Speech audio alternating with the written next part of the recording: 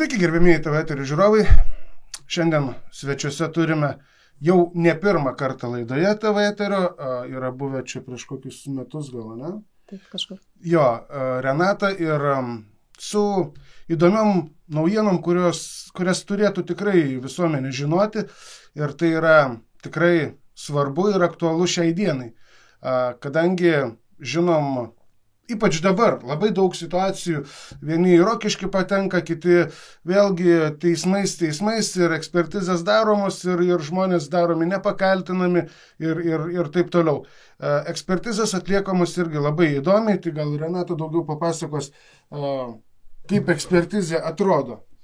Tai gal pirmiausia, laba diena visiems ir pradėsiu nuo to, kad iš tikrųjų žiūrint į jūsų laidas, nekartą teko matyti, kaip žmonės yra nukamuoti anevatai ekspertizių ir kurie bandomi yra padaryti sveiki žmonės nesveikais, kurie yra ir padaryti, kiek suprantu. Kaip Ramutė, pavyzdžiui, ne? Tai va, ir pradėjus domėtis visa šita situacija, kas čia vyksta Lietuvoje, išlindo labai negražūs dalykai ir paaiškėjo, kad, tarkim, kaip vyksta ekspertizė. Pasirodo, žmogus yra dažniausiai, tai būna iškeliamos bylos. Pirmiausia, tai darbo imasi policija, kažkoks tai yra motyvas ir dažniausiai tai yra motyvas turto nusavinimo arba tos problemos, kur teisėsauga nesugeba išspręsti. Bet čia tokie du variantai, kada jau galima pradėti persekioti žmonės, jiems kelti bylas ir po to, tarkim, kviesti pas ekspertus. Galimai suinteresuotos vienos pusės. Taip, būtinai. Ir tai daro dažniausiai tos, kaip pasakyti, grupuotės teisėtvarkos atstovai, tarkim, ar pareigūnai, ar prokurorai, galimai tai yra ir parenkami tam tikri teisėjai, nes iš tikrųjų stebina tai, kad teisėjas turėtų būti kaip ir nešališkas, o matosi tikrai vienos grupės įtakojamas darbas prieš, tarkim, vieną ar kitą žmogų. Jaučiasi šališkumas. Labai stipriai jaučiasi šališkumas ir paprašius, kiek aš girdėjau, nušalinti teisėją ar prokurorę, tiesiog piktybiškai nenusišalina patys. Taip. Tada, kiek aš teko girdėti, žmonės skambina į STT ir informuoja STT, kad pradėtų žiūrėti, kas ten vyksta prokuratūroje, tam tarp tikrų prokurorų, arba tos pačius teisėjų darbus vertinti, tirti. Na, o pradėsim nuo to, kas vyksta ekspertizėje. Jo, bet čia labai įdomu, kaip vyksta pati ekspertizė, kaip atrodo, kiek žmonių ten dalyvauja ir jo. Tai pirmiausia, man pavyko išsiaiškinti, kad ekspertizė yra paskiriama ir geranoriškai žmogus turi nuvykti. Jeigu žmogus nerodo noro, tiesiog jam pasirodo, kad nereikia, tik tiesiog sveikas žmogus. Ir jisai nevažiuoja, nekreipia dėmesio į tokį teismo sprendimą. Tada jis yra persekiojamas policijos. Labai agresyviai tiesiog nuvesdinamas, ne? Jis yra persekiojimas, yra skambinama, tiesiog žmogui yra sutrikdomas gyvenimas ir žmogus galiausiai, tiesiog neturi ką daryti ir yra nuvesdinamas. Tai žmogus atsistoja vienas prieš du aneva ekspertus, pirmiausiai pasirodo vienas, po to ateina ir kitas. Iš tikrųjų, tai kiek žmonės minėjo ir pasakysiu labai negražiai, pasitinka du psichai, keliantis įtarimų patys, ir užduoda klausimus labai tokius įdomius, koks išsilavinimas, tarkim, ar ne, nes tai labai tie klausimai aktualūs yra prokuroriai ir teisėjai, tarkim, ar turi gyvenimo draugą. Ir, pavyzdžiui, teko skaityti tokius, reiškia, surašymus, kai paklausų žmogaus, ar turi draugą, žmogus pasakė, kad turi draugą, o ekspertai surašo, kad gyvena su draugu. Tai reiškia, kaip mano manimu, tai labai skirtingos situacijos. Ar tu turi, ar tu gyveni? Ar tu gyveni, taip. Tai va, ir šitokie ekspertai surašo aktus ir tokias nesąmonės prirašinėja ir po to pateikia teismui. Ir praktiškai kyla klausimas, kaip dabar tam žmogui apsiginti. Įrašų ekspertizės metu žmogus negali daryti. Va, būtent, turit ir dokumentus, atsakymus. Man pavyko jo išreikalauti iš ministerijos ir reiškia dokumentą. Ir ministerija atrašo, kad tai būtų, jeigu būtų daromi įrašai žmogui atvykusiam ir pageidaujančiam daryti įrašą, tai būtų pažeista teisė į privataus gyvenimo neliečiamumą. Bet tai palaukit, jūs jau pažeidėt tą neliečiamumą žmogaus gyvenimo. Tai visa sistema jau daro pažeidimus prieš žmogų ir jo gyvenimą. Jo šeimos narius jau yra sutrukdytas šito žmogaus visas gyvenimo ciklas praktiškai. Na ir pati ekspertizė, jeigu tu esi vienas, jie du, kaip mes ir žinom, kad 2 prieš 1 liudijant visą laiką laimi tie, kurie, dviese yra. O tu vienas apsiginti faktiškai, nors ten ir surašys, tarkim, visiškai ne į temą, kas iš tikrųjų yra apklausos metu, tai ekspertizės metu tiksliau. Ir jeigu tu prieštarauji tai ekspertizės išvadai, ir kaip tu gali paprieštarauti, jeigu tu esi vienas? Praktiškai nėra kaip žmonėm apsiginti, bet jie gali prašyti teisme pakartotinos ekspertizės pagal įstatymus, bet tada jau pasimato didžiulė baimė iš teismų sistemos. Jie tiesiog piktybiškai bijo, kad nepakliūtų pas teisingus ekspertus ir jie tada, vengdami to, nesuteikia tokios galimybės. Bet man truputėlį pavyko paviešinus ir paprašius žmonių pagalbos viešai, kas vyksta dabar, man pavyko, reiškia, užfiksuoti tokių ekspertų tokius neteisingus surašymus. Tai pirmiausia, kaip vienas žmogus, nemokantis nei skaityti, nei rašyti, nei skaičiuotis, turintis psichikos sutrikimų. Pavyzdžiui, buvo tokia informacija pateikta, kad nemokantis nei skaityti, nei rašyti, nei skaičiuoti, turintis psichikos sutrikimų, kuriuos nustatė tie patys ekspertai, tai reiškia visiškai nesuprantantis savo veiksmų ir negalintis jų valdyti, gali būti traukiamas administracinėn atsakomybėm, suprantate? Sveiki žmonės padaromi nesveikais. Ta prasme, bandoma kažkas jiems prilipdyti ir kartais, jeigu žmogus pasako, kad aš neturiu jokių ligų, ekspertai dar pasityčioja. Nes, kaip jūs, čia galit neturėti ligų šiais laikais, nes tiek specialistų laukiantis ras ką veikti, ras prie ko prikipti, tai va ir čia įsivaizduokit žmogui, kuris nemoka skaityti, nemoka rašyti, skaičiuoti, gali būti traukiamas administracinę atsakomybę. Šitų pačių ekspertų. Ir visą tai matant, žinot, tiesiog žmonės yra labai stipriai traumuojami. Jie praranda galimybę dirbti, užsidirbti. Jie yra, kaip ir minėjau, teisėtvarkos persekiojami. Vairiausi įrašai ligos istorijose. Ir automatiškai ne visur įsidarbinsi, jeigu pas tave kažkoks tai įrašas, kad atlikta ekspertizė ir nustatyta, kad ten kažkur tai nesveikas. Ar tai nepakaltinamas, ar tai kitų psichinių sutrikimų turintis, ne kiekvienas darbdavys tokio norės. Tai kas be ko, bet ir pačiam žmogui, įsivaizduokit, tarkim, normalų gyvenimą gyvenantis žmogus gali būti šitaip sutrikdytas, patirti tokį psichologinį smurtą, tokį prieš visuomenę mobbingą, tai kas už tai valstybėje turėtų atsakyti. Ir tai, tarkim, man tai kyla klausimas tiesiog, gal generalinė prokuratūra turėtų įsijungti į prokurorų tokius daromus neteisėtus veiksmus. Aš nežinau, kažkokia gal ir ta pati STT turėtų truputėlį greičiau suktis. Nes jau tokia mada Lietuvoje darosi. Jo, truputėlį neįkimba, tarkim, teismuose ir iškart padaro nepakaltinamą ir viskas, ir tada lengva susidoroti su žmogum.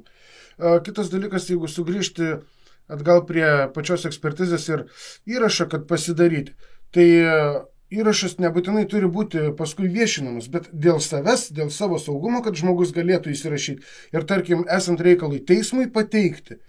Tai aš manau, kad tai turėtų būti leidžiama ir čia niekieno teisės nėra pažeidžiamos. Aš suprasčiau, jeigu ten kažkas įsirašytų, ar tai nusifilmuotų, ar garso takelį įsirašytų ir jį paviešintų viešai, tada gal būtų ten, tarkim, kaip ten rašo, aš skaičiau, kad medikų jau privatumas būtų paliečiamas. Bet kada tu neviešini, o panaudoji tik tai savo gynybai teisme šiuo atveju, tai kodėl turi būti draudžiama užsifiksuoti tai, kas vyko ekspertizės metu? Man kažkaip keista, nes tai dėl savęs, ne dėl viešumo. Aš manau, kad čia yra specialiai sveikatos ministerijų palikta tokia spraga tiesiog netinkamiems, galbūt truputėlį maištaujantiems žmonėms, galbūt baimę kelianti tokia spraga, kur gali manipuliuoti prokurorai, teismai, taip gali truputėlį bauginti žmonės, taip gali luošinti jų gyvenimus, taip gali trikdyti šeimų visam gyvenimui. Tai va šita tokia netvarka, aš manau, turėtų būti keliama Seime ir žmonių prašymų šita problema turėtų nedelsiant būtų išspręsta. Žmogaus teisų komitetą galų gale Seime turim, jie turėtų dirbti žmogaus gerovį ir iš tikrųjų išsiaiškinti, sužinoti, ar tas žmogus yra teisingai, ta prasme, gydomas, taip, ar neteisingai. Jam visiškai nereikia, tiesiog reikia prokuroriai ir teisėjai, tokių išvadų. Tai palaukit, jeigu reikia teisėjai ir prokuroriai, tarkim, tokių išvadų, ar ten kokiam užsakovui, UAB, tai gal juos pirmiausia reikėtų patikrinti, o net STT turėtų atkreipti dėmesį ir ar gali pareigas vykdyti šitie žmonės. Čia labai geras pastebėjimas. Iš tikrųjų, visų pirma, reikėtų patikrinti tuos, kurie teismuose bylinėjasi ir žmonės bando padaryti nepakaltinamais, kvailais ir visaip kitaip, bet nėra tyriami tie, kurie užsako visus tuos, ta prasme, paduoda žmogų į teismą, tarkim, ne? Taip. Ir paskui galų gale teismas nusprendžia, kad jam reikia atlikti ekspertizę, bet tai gal abiem pusėm reikėtų atlikti, būtų protingiausia, turbūt ir sąžiningiausia. Aš manau, tarkim, jeigu žmogus iki to laiko, kol kažkokios tai bylos nepradedamos ar ne, ir dažniausiai atsukus tą laiką atgal pasimato, kad tos bylos pradedamos dažniausiai iš teisėsaugos aplaidaus darbo. Tai ten yra eilę metų netyriami kažkokie tai ar neištyriami pažeidimai. Ir tie žmonės neturėdami kur kreiptis, dažniausiai prieina, ir tiem atsibosta, tos keliamos problemos. Ir tie žmonės neturėdami kur kreiptis tiesiog būna išvedami iš pusiausvyros. Taip, be abejo. Taip. Ir tada kas tam žmogui, palaukit, man dar tas sistema, tarkim, toj sistemoje dirbantis sveikatos ministerija, dabar tenka susirašinėti su jais. Ten po to yra, reiškia, tų ekspertų apskundimo tvarka. Ten vėl grupė žmonių dirbs. Bet visi padarė vienam ar kitam žmogui žalą, visi turi ką veikti, visi minta iš valstybės pinigų. Taip. Bet to mes dar turim pakalbėti apie tai, kad, tarkim, yra įstaigos, kur žmonės yra priverstinai paguldomi į ligonines, ar ne? Taip, ir asmeniškai pažįstu ne vieną šiai dienai ten gulinti. Kaip pažįstu? Pažįstu tiek, kad esu bendravęs bent jau kartą ir tikrai ne 5 minutės, o bent jau po 3-4 valandas ar netgi pusdienį. Aš aišku nesu medikas, negaliu išvadų kažkokių tai duoti, bet tikrai pažįstu ir žmonių, kurie turi tą psichikos negalę. Kažkodėl jie visi laisviai, iš tikrųjų, viskas tvarkoja. O tie, kurie bando ieškoti teisybės, bando ginti savo teisės, bando aiškintis ir jie yra dažniausiai uždaromi, nors ir faktiškai psichiškai nesijaučia jokių kažkokių tai sutrikimų, kai tu kalbėsi su žmogum. Aš su daug ko bendrauju, mano tas darbelis toks, kad ir neapmokamas, bet vis tiek. Ir esmė yra ta, kad tikrai tenka su labai daug žmonių kalbėti ir tu matai, skiri, kuris žmogus kažkur tai ar tai nusikalba, ar tai tikrai turi atminties kažkokių tai didelių problemų ar dar. O čia ir šitie žmonės, su kuriais bendravau, pavyzdžiui, kaip Ramutė, irgi daroma ten kvaila moterim ir tas pats Marius. Aš kalbėjau su jais, nu tikrai, ir jie kaip tik, gal netgi yra labai išmanantis. Taip. Ir daug ką išmanantis, daug gilinasis, daug skaito. Ta prasme, Ramutė iš vis su aukštuoju, Marius nežinau, pagal įsilavinimą, bet Ramutė su aukštuoju. Ir kai jos amžius tikrai nėra ten 20, 30 ar 40, yra vyresnė moteris ir atmintis beproto gera. Nematau jokių klėdesių, jokių nieko. O jei pripažįstami kažkokie ten klėdesiai. Bet tai palaukit, vėl, tarkim, aš galvoju, jeigu tas žmogus netrukdo kitiem gyventi, ar ne, jis yra savim gebantis pasirūpinti, jisai galintis ten, tarkim, ar išlaikyti šeimą, ar darbelį savo dirbti, ar, tarkim, studijuoti, gebantis viską savim pasirūpinti, kodėl kelti va šitokios problemas, bet kelti yra būtina, nes mato, čia yra tam tikras verslo forma. Taip. Nes pasirodo, aš taip manau. Nes pasirodo yra lovadieniai, už kuriuos galimai yra didelės mokamos sumos. Aš tiksliai nežinau, bet reikėtų pasiskambinti sveikatos galbūt ministerijai ir pasteirauti, bet liktais 1500 vien lovadieniui. Palaukit, o kur maistas, kur vaistukai? Taip, ir abiem pusėm gerai. Tiem, kurie nori atsikratyti ar nuslėpti. Taip, turi ką nuslėpti. Ir tiem gerai, jie pasiguldo, gauna pinigėlius, o va tiem, kam trukdo, nebetrukdo. Taip. Problema išspręsta, jokių problemų. Taip, tai ir stabdyti tą problemą, kurią sukuria pati teisėtvarka, to žemesnio lygio, aš manau, nes sąmoningi, atsakingi, turintis moralę žmonės tokių darbų tikriausiai nesijimtų, nežino, karma grįžta. Ir dar kaip. Pavyzdžiui, kaip jeigu paminint dar tą Ramutę, tai jai netgi priskiriamas dabar žmogus, kuris valdys faktiškai jos turtą. Nes jinai nebegali jau nei ten, tarkim, kokios paskolos imtis, ar dar kažką, ar savo turtą parduoti, neparduoti. Ir įsivaizduokit netgi tokią situaciją, kad sūnus praėjo ir tos kursus, jos sūnus. Taip. Kad jis galėtų, jeigu jau taip reikia, tai kad bent jau jis galėtų, kad nesvetima žmogus. Taip. Tai neleidžia. Teismai neleidžia. Tiesiog. Dabar dar lyg ir turėtų vėl neužilgo būti teismas. Kiek žinau, jie kreipėsi vėlgi, kad dėl sūnaus, kad sūnus galėtų vis dėlto atstovauti mamą ir bus matyti. Tai jeigu jam yra neleidžiama, jis ir kursus praeis, tai ką, gal jį irgi kvailų darys? Tai greičiausiai, jeigu turto pakankamai turi, daug? Ten jai jau nusavinta ten daug hektarų, kiek jinai pasakojo, žemės, dar ten ta prasme, beveik visą nuosavybę faktiškai, o ten beprotiški pinigai, ten jau nebe 10 000.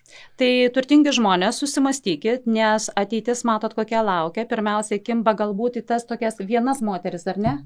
Greičiausiai. Į vienus vyrus, kurie neturi šeimas. Taip, kas neturi užnugario. Taip, o taip po to ta sistema, aš manau, tas traukinys gali pajudėti ir tuos žmonės kipti, kurie ir turi šeimas, jau bus praktika nestabdoma ir tiesiog atsiras didžiai daliai grėsmė.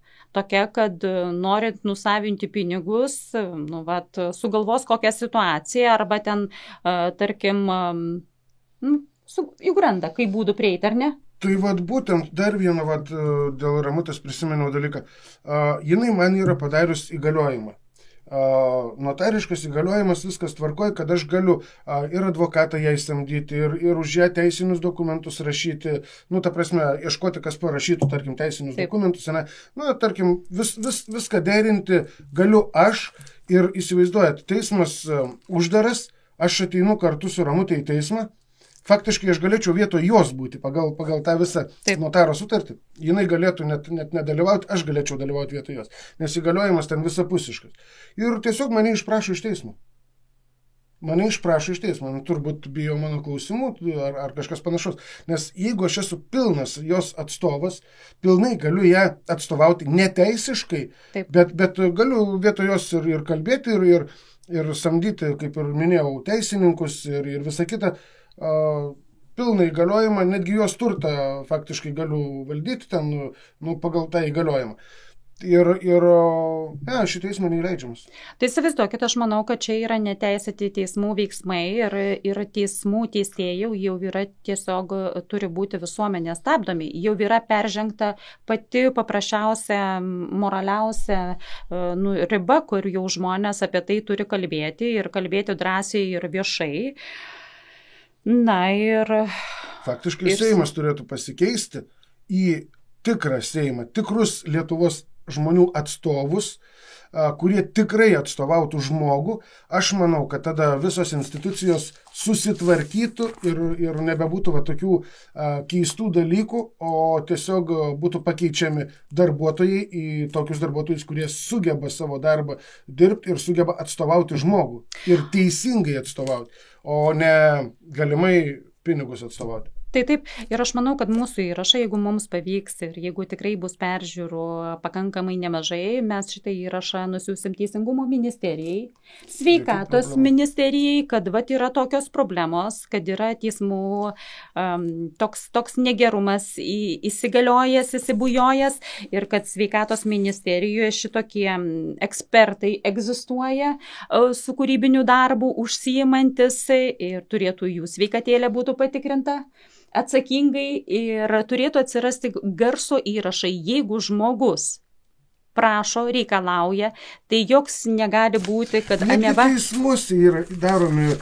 garso ir vaizdo įrašai. O tai kas ten yra per toks stiprus privatumas, kad žmogus negali jokiais būdais apsiginti ar tai įrodyti, kad ekspertizė yra ne tokia, kokia turėtų būti? Tai yra labai paprastas dalykas. Klausimukai, kuriuos pateikia prokurorai, tai yra pirmoko lygio, bet labai aktualūs prokuroram. Pavyzdžiui, galiu pasakyti kelius. Ar turite draugą, koks išsilavinimas, ar turite kokių ligų, tai paklausykit žmonės. Ir dabar visa teisinė sistema tokiem klausimam atsakyti persekioja žmonės. Važiuoja policijos ekipažai, persekioja. Tai yra valstybės lėšos švaistomos dėl kažkokių... Aš labai atsiprašau, bet neadekvačių žmonių darbo. Ir iš vis, kam tą žmogų persekiot? Kokia iš to nauda? Nauda, tai ir mes prieinam, kad yra turto.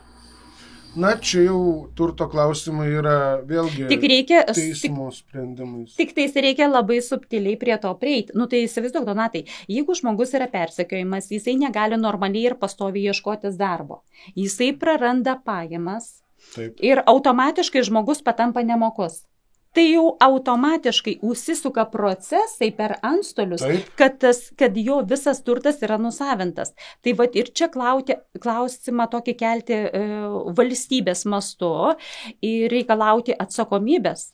Ir iš kur gali būti pas žmogų mokumas, jeigu tu visiškai apribotas tiek savo darbe, tarkim, paimkim ūkininką,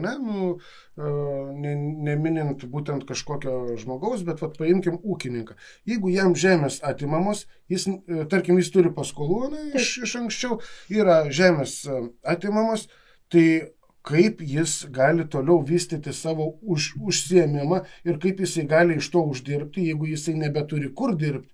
Ir visos tos paskolos ir pereina iki antstolių ir žmogus yra visiškai nurašomas ir viskas atimama. Taip. Labai švariai, tvarkingai, gražiai. Dar kitą situaciją galima pasižiūrėti ir iš kitos pusės, dabar dirbančiam, turinčiam žmogui darbą. Kaip jisai turi jaustis? Koks nesaugumo jausmas iškyla, kai jisai žinos, kad jis yra persekiojimas, kad bet kokiu momentu gali atvažiuoti policininkai ir išsivesti kaip baisiausią nusikaltėlį. Vien tam, kad kažkas tai fabrikuoja bylas. Taip. Ir jeigu dar plačiau truputėlį įsiplėtus, iki kur jau paminėjom antstolių, tai pas juos irgi apribojimų jokių nėra. Daro ką nori. Taip. Daro ką nori, absoliučiai. Atima turtą, atima lėšas. Tai čia, kadangi nėra jokių ribų, žmogus, tarkim, uždirba 800 eurų, tarkim, ir jeigu jam nurašo 80%, tarkim, tai ar jam yra noras eiti į darbą? Ir ar jam yra noras atsiskaitinėti, jeigu tu faktiškai nebeišgyveni? O jeigu dar toliau į darbą važinėti, tai tu faktiškai ant kuro išleidi visus pinigus, kitus nusiskaičiuoja antstolis ir iš ko reikia gyventi? Nu, tai žmogus dirbti, kad dirbti, kuris norės dirbti, kad dirbti. Ir dar greičiausiai į minusą, jeigu toliau važinėti darbą. Tai čia logikos nėra. Tikrai taip, ir mes, kai gvildenam tokias paprastas situacijas, tarkim, iš tikrųjų ir pasimato visas tas absurdas, kad žmogui ne tik nepaliekama išgyvenimui reikalinga, tarkim, ir antstolių suma, jisai yra psichologiškai, vėl, tarkim, kokia trauma, kaip žmogui jaustis, taip. Jeigu jisai iš vienos pusės girdi, kad jisai kažkoks ar nesveikas. Tai čia yra didžiulis mobbingas visos Lietuvos mastu. Ir dar kas yra keisčiausia, pasidomėjus, pasirodo, kad Europos žmogaus teisių teismas yra jau ne kartą Lietuvai nurodęs šituos atvejus, šitas žalas atlyginti. Ir tai palaukit, o tai kodėl mes nesitaisom, jeigu jau yra tokios pastabos mums duotos? Ne, tai aš kažkaip turiu dar tokią viltį, kad galimai tie visi klastojami teismai ir taip toliau per visus tuos Europos žmogaus teisės ir taip toliau kažkada išsirutulios ir atsisuks bumerangų į tą pusę, kuri dabar dirba, galimai neteisėtai. Aš manau, bet tą neteisėtumą turėtų, žiūrėdami mūsų, tarkim, įrašus, iš karto teisėsaugos aukščiausi pareigūnai pradėti atsakingai veikti, dirbti, ir mes žmonės, tie, kurie turim informacijos, tikrai būsim pasiruošę jiems padėti. Ir informuoti, tiesiog galėsim paliūdyti, kokie žmonės yra. Arba būsim visi durnės padaryti ir negalėsim paliūdyti. Jo. Kokie žmonės yra protingi išvežami į, tarkim, tas gydymo įstaigos ir kaip ten po kokio mėnesio ar 2 jie vos liežuvė, kaip sako žmonės, aferčia, ar ne? Taip, aš pats girdėjau savo ausim su žmogum, kurio bendravau prieš tai, kai jis buvo uždarytas per prievartą, prieš savo valią. Ir girdėjau jo kalbą, kaip jisai dabar bendrauja, tai diena ir naktis, tiesiog užglušintas žmogus. Tiesiog jau marmaliuoja, nebekalba. Tai įsivaizduokit, kokie nusikaltimai daromi teisėsaugos ir Aneva sveikatos ministerijos prieglaudą turinčios įstaigos, ar ne, Aneva tai gydymo. Beje, padarysim laidą ir pateiksim palyginimus žmogaus bendravimo iki tos įstaigos ir jau besigydant, arba tiksliau begydant per prievartą žmogų dabartinę žmogaus būklę. Ir pamatysim, kaip gydytojai pagydė, ar ne? Ir kokia atsakomybė. Tai vis tiek kažkoks tai turėtų būti konkretus gydytojas, konkretus teisėjas, konkretus prokuroras. Taip, ir šitie asmenys turėtų, aš manau, būti traukiami griežčiausian atsakomybėn. Ir šitas žaidimas, kuriuo mėgaujasi galimai nedekvatus teisėsaugoje lindinti žmonės, turėtų pagaliau suvokti, turi baigtis. Ne, bet kokiu atveju turi atsakyti. Jeigu sveiką žmogų uždaro į gydymo įstaigą, taip. Ir jeigu galimai jį sutraumuoja, ar tai paveikia jo sveikatą į blogą pusę, taip. Tai be abejo turi atsakyti, nes ir iš vis, taigi mūsų konstitucijoje yra parašyta aiškiai, kad prieš žmogaus valią jokių cheminių ar ten laboratorinių bandymų negali būti atliekama. Taip, o kas įvyksta? Prieš žmogaus valią. Taip. O čia dabar per prievartą žmogus uždaromas ir leidžiami, ar tai maitinami kažkokiais tai vaistais, kurių net nelabai aišku, ar jam reikia. Taip. Ir vien dėl to, kad pateko, tarkim, kažkam neįtiko, nepatiko, kažkokį sukėlė įtarimą, galbūt netradiciškai pasirašė, galbūt netradiciškai išleido informaciją, išsakė savo nuomonę, vien dėl to, kad nėra toks vienetinis modeliukas, ar ne, kaip daugelį privalome būti, kad žmogus negali reikšti saviraiškos, negali turėti žodžio laisvės. Visų pirma, žodžio laisvė tai jinai privalo būti. Privalo. Kaip tai žmogus uzurpuotas, jeigu jis nebeturi teisės net išsakyti savo asmeninės nuomonės. Ir jeigu dažniausiai jinai nesutinka šiuo atveju su mūsų valdančiaisiais, esančiais Seime, tarkim, konservatoriais, tai viskas, tu čia jau, tu durnas, tu kvailas, tu nesupranti, kas dedasi. Ir jeigu tik pabandyk turėti kitokią nuomonę. Donatai, bet nereikia, net, aš manau, yra žmonių, kurie net nelenda į politiką, ar ne? Tai. Tiesiog vat, yra žmonės, kurie gyvena, leidžia savo gyventi, leidžia savo būti kūrėjais, leidžia būti savo įdomesniais, kitokiais. Ir tai, ką dabar tas žmogus turi kentėti už tai, arba tiesiog, jeigu žmogui yra problema valstybės įstatymų sukurta ir eilę metų nesprendžia, jisai kreipiasi į teisėsaugą ir tai, kad teisėsauga nedirba atsakingai, jisai yra persekiamas jos. Labai paprastas dalykas. Na, paimkim galų gale, kad ir tą menininką, ten kokį dailininką. Jie kiekvienas su savo pasaulyje žiūra, kiekvienas, tai ką dabar kiekvieną reikia, jeigu truputėlį kitaip jisai mato pasaulį, jį jau reikia viskas uždaryti, arba net neįsivaizduoju.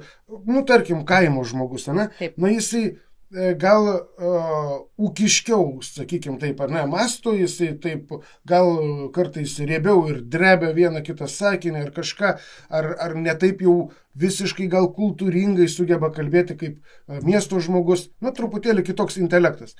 Bet tai jeigu intelektas nėra miesto, tai reiškia, tu jau viskas irgi toks. Arba truputėlį kitoks, kaip sakau, menininkai ar kažkas.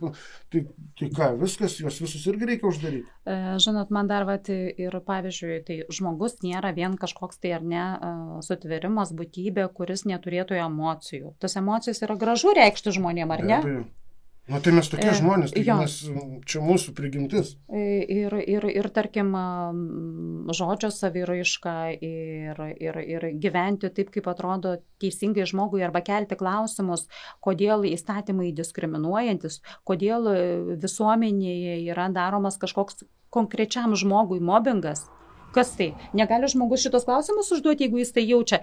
Bet aš Privalo galėti, bet aš manau, čia yra sistemoje dar toks, žinot, yra labai psichologų, ekspertų, gerbiami medikai, su visa pagarba medikai, kurie turi turėti darbą.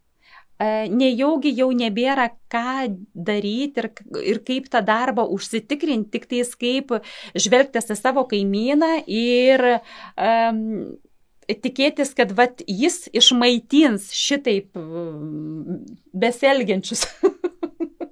Kad tai maitinimo šaltinis bus auka. Ir kas juos išlaiko šiai dienai? Tai visi mes. Tai būtent dirbantys žmonės ir jeigu sveiki žmonės. Taip, mūsų valstybė negeneruoja jokių pajamų.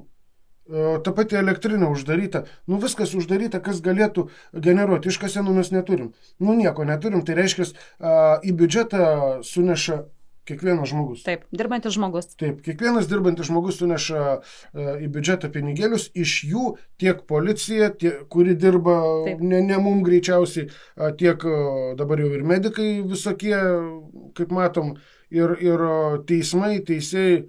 Tai tikrai neteisingumai. Turėtų dirbti žmogui, nes žmogus jie moka. Taip.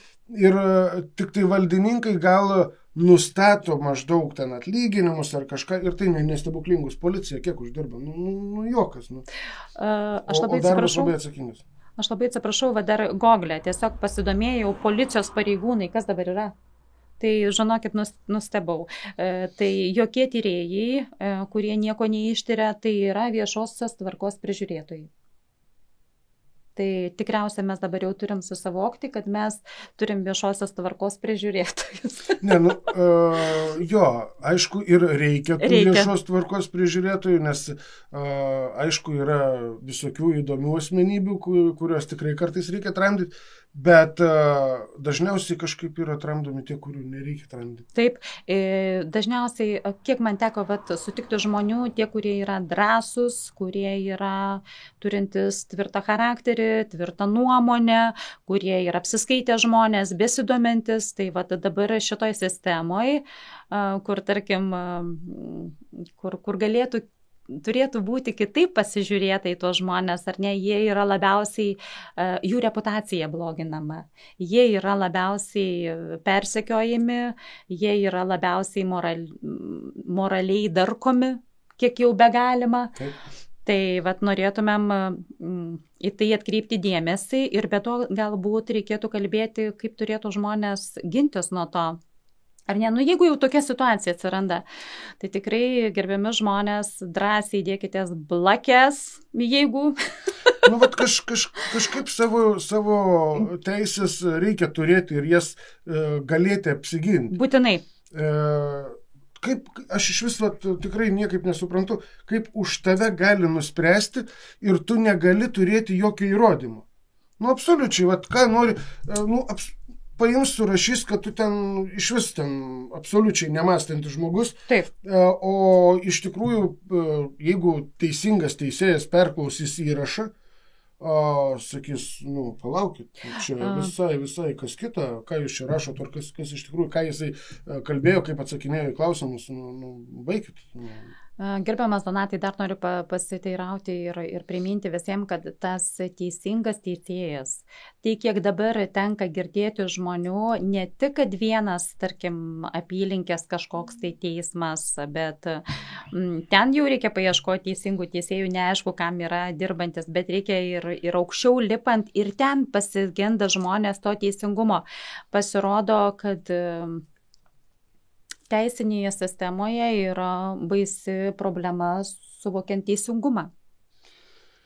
Jo, kaip vienas iš pažįstamų labai rimtų žmonių, vienas iš profesorių Lietuvoje, tai yra pasakęs, sako, jeigu dirbtų robotai, vietoj teisėjų. Taip. Ta prasme, su visa surašyta teisinė struktūra, ir teismai visai kitaip būtų įvertinami, tarkim, sprendžiama byla ir ten robotas tiesiog viską pagal įstatymą. Taip. O čia dabar dažniausiai žmogus jau ir iškraipyti gali ir apsukti antraip, nebūtinai palei įstatymą. Taip, ir nepalei įstatymai ir galima, tarkim, vis tiek tie žmogiški, emociniai ir nusiteikiami, tie visi jausminiai dalykai, jie yra vienos ar kitos šalies koreguojami. Jo, ir neaišku, kas dar stovi už to, koks motyvas yra neišspręsti valstybės sukurtos problemos vienos ar kitos laikų žmonėm, nes aš jau matau ir man rašo ne viena moteris ir skundžiasi būtent šitokiais dalykais, tai aš norėčiau, Donatai, grįžti prie to, kaip žmonės turėtų gintis. Tai vieną paminėjom, blakės žmonės gerbiami, pas tuos ekspertus tokius, kad jeigu jau tie ekspertai nesurašo, kas yra pasakoma. Aišku, mes nesakom, kad reikia po to išėjus viešinti visą tą medžiagą, bet savo saugumui teismo atveju turėti, manau, verta. Po to, tarkim, yra sveikatos ministerija, ministras gavęs, kiek aš girdėjau, raštus, žmonių skundus neatsako, bet yra pavesti tam tikrai ministerijos darbuotojai, kurie atrašinėja žmonėms, bet ir žmonės vėl nenuleidžia rankų, vėl duoda užklausas jiems. Toliau surinkus visus faktus ir netitikimų, tarkim, padarius lentelę, ką žmogus sakė ir kaip ekspertai surašė, arba ten dar surinkus grupės žmonių, nukentėjusių, būtent žmonės, kurie esat nukentėję, drąsiai kreipkitės į mus. Mes tikrai, kiek galėdami, padėsime. Ir bendrą tokį ministerijai skundą parašyti. Taip, kodėlgi ne? Taip, ir po to yra tokia galimybė, kaip Lietuvos teismų ekspertizės centro direktoriui galima teikti skundą, kurie tada jau kelia ekspertams svarstymus. Ir, žinoma, ekspertai dar yra numatyta ir baudžiamoji atsakomybė. Bet yra klausimas, kiek tokių ekspertų ta baudžiamoji atsakomybė pasiekia, kai šitaip yra darkomi žmonių gyvenimai. Kiek aš girdėjau ir kiek aš iš savo aplinkos susidarė mano asmeninė tokia nuomonė, kad tie ekspertai irgi nedirba vieni. Jie turi, nuo pat teisėjų iki pat ekspertų, ten visa ta grandinė yra bendra, Taip. Kaip ir bendras klanas, galima sakyti, jeigu teisingai išsireikšti. Ir jie nebijo vieni kitų, nes vieni kitus dangsto. Taip. Tai jeigu tikrai galimai taip ir yra, Tai o kaip žmogus gali pasipriešinti, jeigu ekspertą dangsto, ten, tarkim, prokuroras, ar tai policija ir taip toliau. Nu, teisėjai dirba prokuroro užsakymą, ne? Ir jeigu visas tas rutuliojasi būtent taip, tai o ko jam bijoti? Niekas jų nebaus. Bet tai, žinot... Prokuroras paprašys surašyti, kad tu durna, ir padarys tave durna. Ir viskas, taip išeina. Tai manau, kad tas pilietiškumas ir aktyvumas ir keliant problemą pačiai ministerijai, taisant, primenant Europos žmogaus teisių teismo sprendimą, o jų, jeigu pasipils 10. Aš manau, kad pas mus visiškai visas ministerijas reikėtų išvalyti tvarkingai ir naujus sąžiningus žmonės sudėti. Įdarbinti tiksliau. Pradėkim gal nuo sveikatos? Taip, faktiškai visą ministeriją reikėtų keisti. Absoliučiai. Tiek sveikatos srity, tiek absoliučiai visos srityse. Taip, aš net nebejoju, kad ten yra, man teko kalbėti su darbo ir apsaugos ministerija, tai ten yra puikių žmonių, bet kas liečia yra ir tų žmonių, kurie nedirba, gavę ir skundus. Atlikti visiems ekspertizės. Būtinai. Ir palikti tik tos, kurie praėjo ekspertizę. Būtinai. Viskas, paprasta. Taip. Paprasta. ir tą ekspertizę turėtų atlikti robotai. Jo, kad nebūtų jokių klastočių.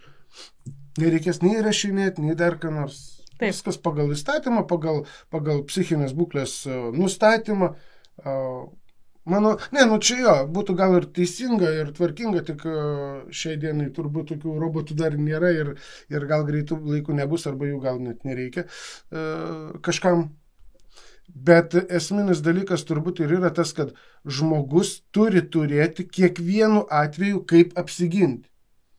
Kaip galima įvesti žmogų į tokį kampą, kur tu negali iš jo išeiti, negali nei apsiginti, nei įrodyti, nieko. Tiesiog kažkas nusprendė, kad tu kvailas ir paliksi kvailas. Ir tu, niekaip, teismas tikės atliktą ekspertizės nariais, o tu palieki durniaus vietų. Tai ta prasme, bet kaip ir pastebėjom, tai yra suinteresuoti asmenys iš to gyventi, turėti tokį darbelį atsakingą. Jo. Ir tiesiog žmonėms neleiskit, kad jūs kažkas įtikintų. Jūs tikėkit savim ir praeikit visas ministerijas, kedenkit visas instancijas, kad šitie pažeidimai būtų neteisėti teismų ir, tarkim, visų šitų ekspertų laiku sustabdyti. Taip, kas ir yra svarbiausia, kad turėtų, jeigu žmogus tikrai nesutinka su tų ekspertų, tai turėtų būti atliekama ir antra ekspertizė, ir trečia ekspertizė. Jeigu reikia ir ketvirta, ta prasme, kad tikrai įsitikinti tiek tų pačių teismų teisėjams, tiek pačiam žmogui, kad turėti kaip įrodyti, kad aš visiškai sveikas, tarkim, ne? Taip, bet žinot, kas yra keisčiausia ir juokingiausia, dar grįžtant prie to, kad, tarkim, visi tokie, kiek man teko kalbėti su žmonėm, sveikatos nevatai neadekvatumai ar ne, atsiranda teismo proceso metu.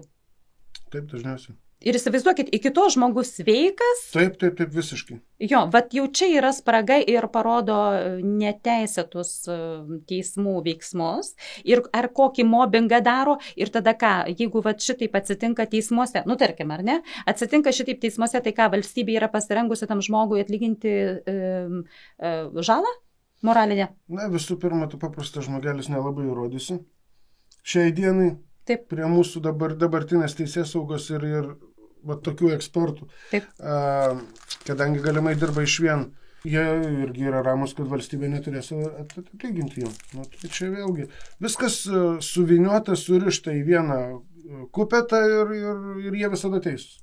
Bet sveikatos priežiūros specialistų yra teigimu, kad nukentėję žmonės turi kreiptis ir gali kreiptis ir valstybė privalo atlyginti. Tai aš tik tiesiog pasinaudosiu tą progą. Jeigu jūs šitokia situacija ir jums padaryta sveikatai žala, arba jau tuo momentu atsirado, jūs, tarkime, stebuklingai kaip ir susirgote ir pagijote, vis tiek turite teisę kreiptis ir prašyti žalos atlyginimo.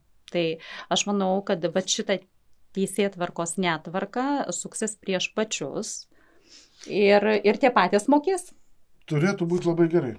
Ir iš vis čia jau turėtų būti nebe valstybinė atsakomybė, o asmeninė atsakomybė. Būtinai. Būtent to žmogaus, kuris padarė ar apkaltino kitą žmogų, tarkim, šiuo atveju gaunasi nebūtais dalykais, jeigu žmogus išteisinamas galų gale, tai tada jo, turėtų būti asmeninė, va tada gal baigtųsi, jeigu būtų asmeninė. Dabar žino, kad mes taigi visi susimėsim į biudžetą ir sumokės ten kažkam.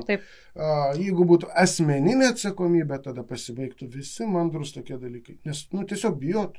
Aš visiškai pritariu. Atsirastų baimė ir pasibaigtų tie tokie turbūt neadekvatus dalykai, nes čia jau adekvatumą nebesimato tokioje situacijoje, kai žmonės, tikrai normalūs žmonės, bendrauja, supranti, jauti žmogų, viskas tvarkoja, nėra jis ten kažkoks, tai kad jį reikėtų gydyti, ar ten per prievartą netgi gydyti kai kuriuos. Tai, suinteresuotų asmenų yra. Darosi baisu, kas čia pas mus darosi ir kada į tavo kiemą gali ateiti lygiai tas pats. Taip, būtent. Tikrai, mes esam prigazdinti. Iš tikrųjų, pažiūrėkit, kas pas mus Lietuvoje. Draudimai, gazdinimai, baudos, draudimai, gazdinimai, baudos. Mokesčiai. Ir viskas. Ir žmogus yra toks kaip pelytė pošluota. Labai mažai tai yra tų tokių, kurie kalba, o tie, kurie kalba, dažniausiai su jais susidorojam. Mes tai atsiraskim daugiau tų žmonių, kurie kalba ir nusverkim tuos, kurie bando neadekvačiai dorotis. Tai būtent. Dar turim kažkokios būtinos informacijos? Aš manau, kad šiandienai gal pakaks. Šiai dienai pakaks. Jeigu patiks, žiūrėsit, suprantat, ką mes norim pasakyti, sekite TV eterio kanalą, prenumeruokite, spauskite nykštį, dalinkitės ir kuo daugiau žmonių pamatys tai, kas realiai vyksta, nes aš iš tikrųjų mūsų netgi tom jau opoziciniam televizijom, kuriuos ir seka ir žiūri po 50 000, ten tarkim 30 000, aš žiūriu, kad ten jau irgi visokių tokių niuansų atsiranda, ne visose, bet kai kuriuose pastebiu, kad jau yra ir ten taip pamanevruojama, nebėra to tokio tikro noro žmonėms skleisti konkrečiai tiesą. Taip. Ir tas irgi neramina, tai tikėkime, žiūrėsit mus, stebėsit ir pas mus visą laiką iš pirmų lūpų ir tiesa, nes o ką? Kam meluoti, kam save apgaudinėti, jeigu, kaip mes, pavyzdžiui, TV eterį įkūrėm, būtent tam, kad parodyti tiesą. Ir tą tikrąją tiesą. Nei mūsų kas remia, pats perku vandenuką, kai atvažiuoja žmonės. Ir mane pavaišina. Patys viską iš savo pinigėlių darom, kurie esam TV eterio komandai. Taip, kad mes nuo nieko nepriklausom, esam nepriklausomi, taip, kad nemanau, kad mes turėtumėm dėl ko meluoti, nes mums pinigėlių niekas neneša.